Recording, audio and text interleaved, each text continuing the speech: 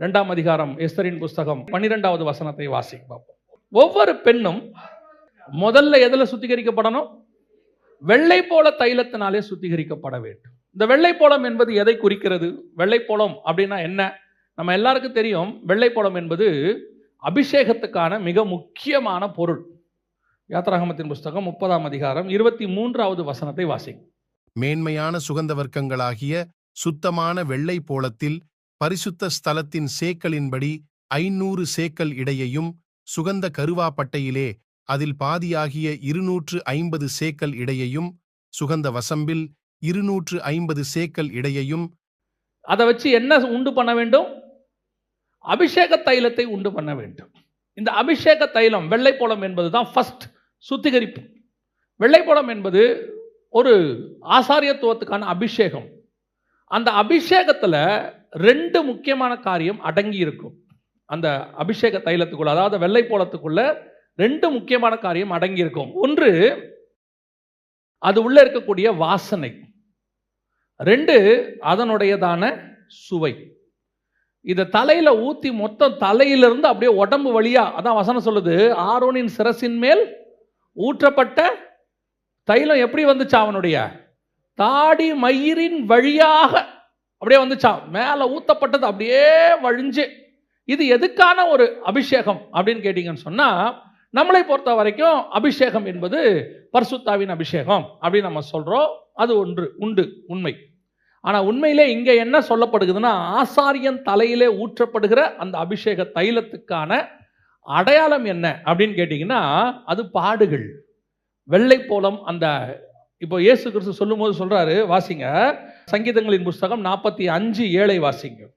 நீர் நீதியை விரும்பி அக்கிரமத்தை வெறுக்கிறீர், ஆதலால் தேவனே உம்முடைய தேவன். தேவனேங்கிறது இயேசுவை குறிக்குது. ஆதலால் தேவனே உம்முடைய தேவன், பிதாவாகிய தேவன், உம்முடைய தேவன். உமது தோழர்னா அப்போஸ்தலர்கள். உம்முடைய தோழரை பார்க்கிலும், அப்போஸ்தலர்களை பார்க்கிலும் உம்மை ஆனந்த தைலத்தினால் அபிஷேகம் பண்ணினார். இந்த ஆனந்த தைலம் எது? அபிஷேகம் பண்ணினார் என்பது எதை குறிக்கிறது? அதை எல்லாரை பார்க்கிலும் இயேசு கிறிஸ்துவை அதிகமான உபத்திரவங்களுக்கு அவர் ஒப்பு கொடுத்தார். இப்போ இயேசு சொல்றாரு, நம்ம சங்கீதத்தை 23 நம்ம வேற மாதிரி வாசிக்கிறோம். 5வது வசனம் வாசிங்க. 23:5. சத்துருக்களுக்கு முன்பாக ஒரு பந்தியை ஆயத்தப்படுத்தி என் தலையை எண்ணெயால் அபிஷேகம் பண்ணுகிறீர், என் பாத்திரம். இது எதை குறிக்குது அப்படின்னு கேட்டா, நாம இதை ஒரு ஆசீர்வாதமான வசனமா எடுக்கிறோம். இது ஆசீர்வாதம் தான் ஒரு வகையில். இதை எப்படி நம்ம பார்க்கிறோம்? சத்துருக்களுக்கு முன்பாக ஒரு பந்தியை ஆயத்தப்படுத்தி அப்படின்னா என்ன அர்த்தம்? இயேசு கிறிஸ்துவுக்கு, தேவனுக்கு சத்ரு யாரு? பிசாசு. பிசாசுக்கு முன்பாக பந்தி என்பது எதை குறிக்கிறது? திருவிருந்து. கடைசியா கொண்டு போய் அவர் ஒரு போஜன ஆயத்தம் பண்ண சொன்னார் இல்லையா? அதை தான் நம்ம பந்தின்னு சொல்றோம். பந்திக்கு வரோம்னு. இது எந்த பந்தி?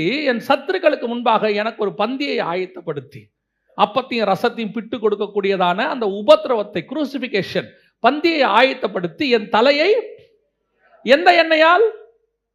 இந்த அபிஷேக எண்ணெயால் நிரப்பினீர், என் பாத்திரம் நிரம்பி வழிகிறது. அதுதான் அவர் கேட்டாரு, கர்த்தாவே உமக்கு சித்தமானால் இந்த பாத்திரம் என்னை விட்டு நீங்கும்படி செய்யும். அப்போ இயேசு கிறிஸ்துவை பத்தினதான தீர்க்க தரிசன வசனம் தான் சங்கீதம் 23:5. இந்த இடத்துல சொல்லும் பொழுது, என் சத்துருக்களுக்கு முன்பாக ஒரு பந்தியை ஆயத்தப்படுத்தி அப்படின்னு இருக்கு. கவனித்துக் கொள்ளுங்கள். வெள்ளை போலத்தினால் உங்களை சுத்திகரிக்கப்பட வேண்டி இருக்கிறது என்பது எதை குறிக்கிறது? நம்முடைய வாழ்க்கையில கர்த்தர் நம்ம எல்லாருக்குமே ஒரு அபிஷேகத்தை வைத்திருக்கிறார். நாம் கடந்து போகும் பொழுது, நாம் அடிக்கடி இதை சொல்றோம், நாம் கடந்து போகும்போது நிச்சயமாகவே ஒரு வனாந்தரத்தை கடந்துதான் பாலும் தேனும் ஓடுகிற தேசத்துக்கு போக வேண்டி இருக்கிறது. நாம் சில காரியங்கள் தேவன் நம்மை ஒப்பு கொடுத்து நடத்தி கொண்டு போய் தான் அங்கே வைக்கிறார். ஒருவேளை நாம் நடந்தது நம்முடைய பிள்ளைகளுக்கு ஆசீர்வாதமாக இருக்கும். இப்போ இஸ்ரவேல் ஜனங்களுடைய முதல் தலைமுறை உபத்திரவத்துக்குள்ளே போனது, 2வது தலைமுறைக்கு எப்படி ஆயிடுச்சு? பாலும் தேனும் ஓடுற தேசமா மாறிடுச்சு. இப்போ அவங்க கிட்ட ஆண்டவர் சொல்றாரு, இவனுக்கு வனாந்தரம் கிடையாது, ஆனா நீ வனாந்தரத்தில் வந்ததை என்ன பண்ணி கொடுத்துரு? எழுதி கொடுத்துரு. இப்போ நான் பாலும் தேனும் ஓடுற தேசத்துக்கு வந்துட்டேன், அப்ப எனக்கு பிரச்சனையே இல்லையா? கர்த்தர் சொல்றாரு, யுத்தத்துக்கு பழக்கிக்கும்படி நான் சிலரை விட்டு வச்சிருக்கிறேன், நீ அவங்களோட கூட என்ன பண்ண வேண்டி இருக்கிறது? சண்டை போட வேண்டி இருக்கிறது. ஒரு இடத்துல ஆண்டவர் சொல்றாரு, உன்னை சோதிக்கும்படி சில சத்துருக்களை என்ன பண்ணி வச்சிருக்கிறேன்? விட்டு வச்சிருக்கிறேன், நீ அவங்களோட சண்டை போட வேண்டி இருக்கிறது. அப்படி அர்த்தம் என்ன?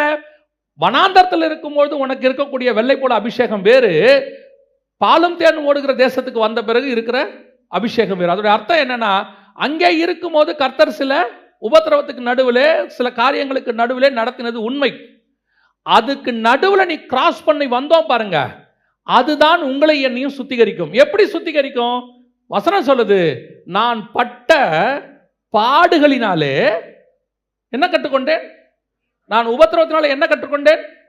பிரமாணங்களை கற்றுக்கொண்டேன். பட்ட பாடுகளினாலே கீழ்ப்படிதலை கற்றுக்கொண்டேன். அப்ப எனக்குள்ள இருக்கக்கூடியதான கர்த்தருக்கு பிரியமில்லாத காரியங்களை விட வைப்பதற்கு கர்த்தர் என்னை ஒரு பாதையில் நடத்துகிறார். அந்த அபிஷேக தைலம் என்னை நிரப்புகிறது. அது என்னை இப்போ இயேசு கிறிஸ்து அவரை கொண்டு போய் பிதாவாகிய தேவன் உபத்திரவத்துக்கு நேரம் ஒப்பு கொடுக்கிறார். ஆனா வசனம் சொல்லுது, அவர் தமக்கு முன்பாக வைக்கப்பட்ட சந்தோஷத்தின் நிமித்தம் இவைகளை ஏற்றுக்கொண்டார். அப்ப கர்த்தர் உன்னை ஏன் உபத்திரவத்துக்கு நடுவுல நடத்துறாரு? ஏன் பாடுகளுக்கு நடுவுல நடத்துறாரு? நம்மை பொறுத்த வரைக்கும் இந்த வெள்ளை போல அபிஷேகம் நமக்கு பாடு, நமக்கு கஷ்டமா இருக்குது. ஆண்டவர் சொல்றாரு, இது ஒவ்வொருத்தருக்கும் ஒவ்வொன்று, ஒவ்வொருத்தருக்கு ஒவ்வொரு காரியம். அவங்க அந்தந்த அபிஷேக தைலத்து அவங்களுக்கு கொடுத்துருக்கிறார் ஆண்டவர். எல்லாருக்கும் ஒன்றும் இல்லை. அப்போ ஒவ்வொருத்தருக்கும் ஒவ்வொரு காலகட்டத்தில் இந்த வெள்ளை போல பாடு எப்படி இருக்கு? ஒரு விஷயமா தான் இருக்கு. எல்லாருக்கும் இருக்கு. அந்தந்த காலகட்டத்தில் அவரவர்களுக்கு இருக்கு. எனக்கு பிரச்சனை இல்லை, வியாதி இல்லை, உபத்திரவம் இல்லை, கர்த்தர் கிருபையா இருக்கிறார். நான் இல்லைன்னு சொல்ல. ஒவ்வொருத்தருக்கும் ஒன்று ஆண்டவர் அனுமதிக்கிறார். அந்தந்த காலகட்டத்தில் 75 வயசுல ஆபிரகாமுக்கு ஒரு சோதனைனா 150 வயசுல ஒரு சோதனை, 125 வயசுல ஒரு சோதனை. எல்லா காலகட்டத்திலும் ஒவ்வொரு சோதனை இருக்கத்தானே செய்யுது. எப்ப சோதனை இல்லாம இருந்துச்சு? ஆனால் இது எதுக்காக எனக்கு கொடுக்கப்படுகிறது? இது என்னை சுத்திகரிக்குது. ஏதோ எங்கிட்ட இருந்து கர்த்தர் ரிமூவ் பண்ண விரும்புறார். இந்த ரிமூவ் பண்ண பிறகு இயேசு கிறிஸ்து சொன்ன மாதிரி தான் நம்ம ஆயிடுவோம். பிசாசு, இந்த உலகத்தின் அதிபதியானவன் என்னிடத்துல வருகிறான், அவனுக்கு என்னிடத்தில் ஒன்றுமில்லை, சோதிக்க எனக்கு இடமே இல்லை. அப்புறம் எப்படி அவன் சோதிப்பான்? எனக்கு இடம் இருந்தா தானே சோதிப்பான். கோவப்படுகிறவனா நான் இருந்தால் என்னை அவன் கோவப்படுத்தி பார்ப்பான். இந்த உபத்திரம் எதுக்கு எனக்கு அனுமதிக்கப்படுகிறது? எனக்குள்ள இருக்கிற ஏதோ ஒன்றை கர்த்தர் எடுக்க விரும்புகிறார். அப்ப என்ன ஆகுது? கர்த்தர் இந்த உபத்திரவத்துக்கு நடுவில் நம்மளை சுத்திகரிச்சு கொண்டே இருக்கிறார். ஆனால் உண்மையிலேயே நிறைய பேருடைய வாழ்க்கை கசப்பான அனுபவம். அப்படியே சில சாட்சிகள்லாம் நீங்கள் கேட்கும் போது பார்த்தீங்கன்னா, அவங்க சொல்றதெல்லாம் கேட்டிங்கன்னா, எப்படி இவங்களால இதை கிராஸ் பண்ணி போக முடியுதுன்னு நம்ம யோசிப்போம். அந்த அளவுக்கு நாளைக்கு காலையில் சாகிற நிலைமையில் இருப்பாங்க. அப்படிதான் இருக்கும். அவங்க வரும்போது பார்த்தீங்கன்னா, அவங்க பேசும்போது பார்த்தீங்கன்னா, அந்த சிச்சுவேஷன் உண்மைதான். அப்படித்தான் நிறைய பேர் போயிட்டு இருக்கிறாங்க இன்னைக்கு, அதுவும் இந்த காலகட்டத்தில். ஆனால் இது எல்லாத்துக்கும் நடுவில் கர்த்தர் அவனை ஏன் அனுமதி கொடுக்கிறார் தெரியுமா? அவருக்கு ஒன்று தெரியும், இவைகளுக்கு நடுவில் இவன் கடந்து போனாலும் இவனை மரித்து போகாமல் பத்திரமாய் பாதுகாக்க வேண்டியது பரலோகத்தினுடைய பொறுப்பு. பரலோகம் செய்யுது. ஏன் உன்னை நான் நடத்துகிறேன் தெரியுமா? இதுக்கு நடுவில் ஒரு சாட்சியின் வாசனை ஒன்று வீசும். ஒரு நாள் வரும், ஒரு பிள்ளை, அவளுக்கு 20 வயசு இருக்கும், 22 வயசு, அப்பயே திருமணம் பண்ணி கொடுத்துட்டாங்க. பாடுனா பாடு, அப்படிப்பட்டதான ஒரு பாடு, அடி ஒத எல்லாம். 20-22 வயசுக்குள்ள அந்த அளவுக்கு உபத்திரம். அவள் கூப்பிடும் போது அப்பான்னு தான் கூப்பிடுவா. அவள் சொன்னா, அப்பா என்னால் தாங்க முடியலப்பா, நான் சாக போகிறேன் அப்படின்னு. நான் சொன்னேன், இல்லைப்பா நடத்துவார் ஆண்டவர், நீ பயப்படாத. ஒரு 2 வருஷம் ஆச்சு நடந்த சம்பவம். கணவன் ரட்சிக்கப்பட்டார். ஆனால் இன்னைக்கு அவளை போல பாடு அனுபவிக்கிற எத்தனையோ பேருக்கு அவள் ஆறுதல் சொல்லிக்கிட்டு இருக்கிறா. சாகாத, உயிரோட இரு, கர்த்தர் ஒரு நாள் உன்னை மாற்றுவார். இத்தனை பேரை காப்பாற்றுவதற்கு கர்த்தர் அவளை அதற்குள்ளே நடத்தினார். அவள் நடந்து போனது எதுவும் விருதாவாய் அல்ல. நீ படுகிற பாடுகள் எதுவும் விருதாவாய் அல்ல. இதற்கு பின்னால் உன் ஒருத்தருடைய உபத்திரவத்துக்கு பின்னால் 1000 பேரை ரட்சிக்க கர்த்தர் வல்லமை உள்ளவராய் இருக்கிறார். நீ பெறுகிற அனுபவத்துக்கு பின்னால் எத்தனையோ பேருடைய உயிர் இருக்குது, எத்தனையோ பேருடைய ஆத்மா பாதுகாக்கப்பட வேண்டி இருக்குது. பாருங்க, டாக்டர்ஸ் இவ்வளோ படிச்சு அவங்க எல்லாம் கத்துக்கிட்டு கஷ்டப்பட்டு அந்த பாடியை அறுக்கும் போது சிலருக்கெல்லாம் பார்த்தீங்கன்னா ஆரம்பத்தில் எலி கிளிலாம் அறுக்க சொல்லுவாங்க, அங்கேயே வாமிட்டு வரும், அவங்களால முடியாது. ஆனால் அவ்வளோ பேரையும் டெஸ்ட் பண்ணி 5 வருஷம் படித்து, போஸ்ட்மார்ட்டத்தெல்லாம் படித்து, எல்லாம் படித்து, இவ்வளோ கஷ்டம் எதுக்கு தெரியுமா? கொஞ்சம் பேரை காப்பாற்றுவதற்கு. இவ்வளோ கஷ்டத்தை நான் ஏன் அனுபவித்தேன்? நான் என் வாழ்க்கையில் கொஞ்சம் பேர் என்ன பண்ண வேண்டியிருக்கு? காப்பாற்ற வேண்டி இருக்குது. அதே தேவன் தான் உன்னையும் நடத்துகிறார். இப்போ சொல்றேன், ஒரு பெரிய மேன்மை உபத்திரவம் இல்லாமல் வரவே வராது. பெரிய ஆசீர்வாதம் உன்னை கொண்டு கர்த்தர் உன்னை பயன்படுத்த வேண்டும் என்றால், உன்னை கர்த்தர் வல்லமையா எடுத்து பயன்படுத்தணும், நீ எவ்வளவு வெள்ளமையா பயன்படுத்தணும்னு விரும்புறியோ அவ்வளவு விலை கொடுக்க வேண்டி இருக்குது. ஏன் தாவீது அவ்வளவு பெரியதான ராஜாவாக இருந்தான்? அவனை மாதிரி ஒரு ராஜா கிடையாது. ஏன் கிடையாது? அவனை மாதிரி பாடு அனுபவிச்சவனுமே கிடையாது. சின்ன வயசுல இருந்து ஆடு மேய்க்க தொடங்குறான், பொருட்படுத்தப்படலை, வெறுக்கப்படுகிறான், அவ்வளவு பாடு. அதுக்கப்புறம் சரி சவுல்கிட்ட போனா, சவுல் கூப்பிட்டு ராஜா கூப்பிட்டு வாசிக்க சொல்றாரு. ஸோ ராஜா வீட்டில் போயிட்டா நல்ல சாப்பாடு, இனி ஆடு மேய்க்க வேண்டாம், நல்லா இருக்கலாம்னு போனா அவன் கொல்ல பார்க்கறான், ஈட்டி எடுத்து எறிகிறான். அங்கிருந்து தப்பிச்சு பெலிஸ்தியர் பாளையத்துக்கு போனா அவனால நேரடியாக வாழ முடியல. ஏன்னா அவன் கொன்னது இன்னொரு பெலிஸ்தியன். வேஷம் மாதிரி அலைய வேண்டியிருக்கு, பைத்தியம் மாதிரி வாழ்க்கைய ஓட. பாருங்க அவன் எப்படி இருந்தானா, பைத்தியம் மாதிரி. அவன் எப்படி யோசிச்சிருப்பான், எதுக்குடா எனக்கு இந்த பாடு? ஆண்டவர் சொல்றாரு, இத்தனை பாடுகளுக்கு நடுவில் உன்னை ஏன் நடத்தணும் தெரியுமா? ஒரு நாள் சமஸ்த இஸ்ரவேலுக்கும் நீ ராஜாவாக உட்கார வேண்டி இருக்கிறது. உன்னுடைய ஸ்தானத்துல இயேசு வந்து உட்கார வேண்டி இருக்குது.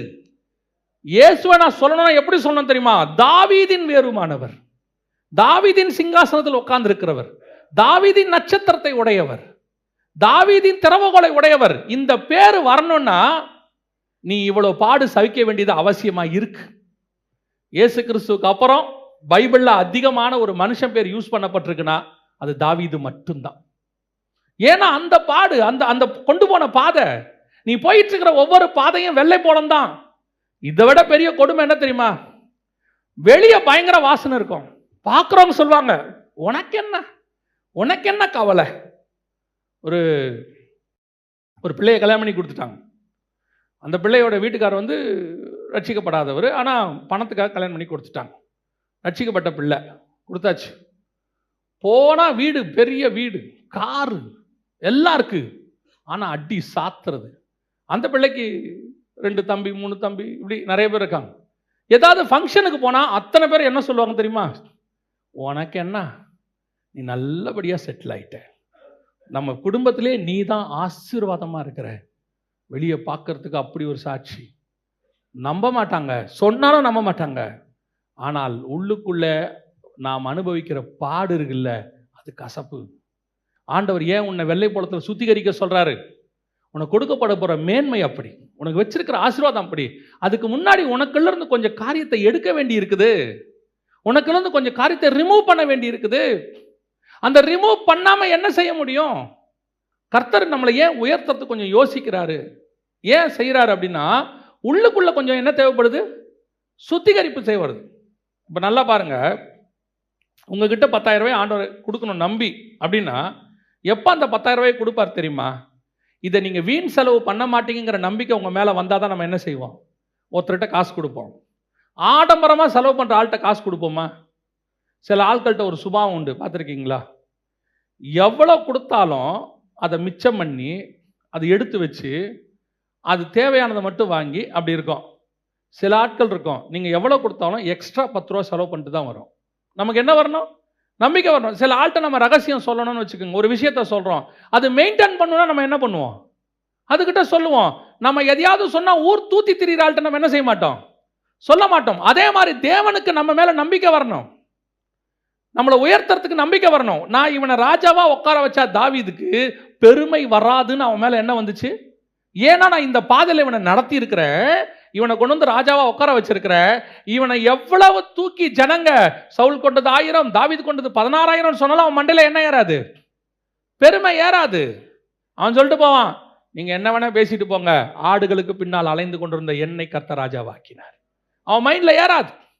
இன்னைக்கு பாருங்க, கர்த்தர் ஏன் ஆசீர்வாதத்தை கொடுக்க யோசிக்கிறாரு?